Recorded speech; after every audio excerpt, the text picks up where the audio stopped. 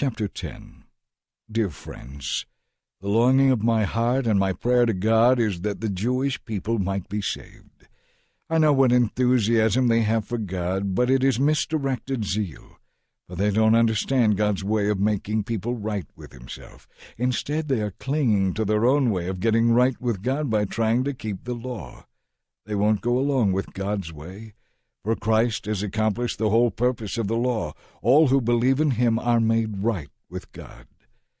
For Moses wrote that the law's way of making a person right with God requires obedience to all of its commands.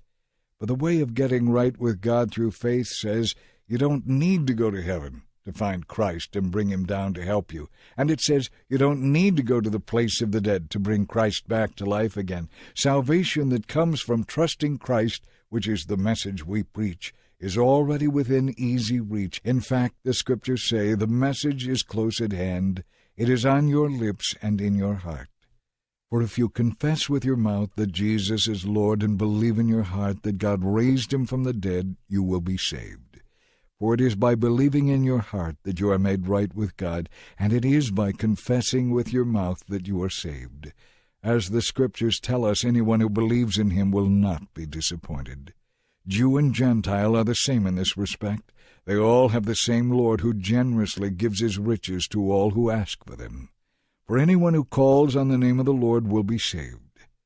But how can they call on him to save them unless they believe in him? And how can they believe in him if they have never heard about him? And how can they hear about him unless someone tells them? And how will anyone go and tell them without being sent? That is what the Scriptures mean when they say, "How beautiful are the feet of those who bring good news." But not everyone welcomes the good news. For Isaiah the prophet said, "Lord, who has believed our message?" Yet faith comes from listening to this message of good news, the good news about Christ. But what about the Jews? Have they actually heard the message? Yes, they have. The message of God's creation has gone out to everyone, and its words to all the world. But did the people of Israel really understand? Yes, they did, for even in the time of Moses, God had said, "I will rouse your jealousy by blessing other nations. I will make you angry by blessing the foolish Gentiles."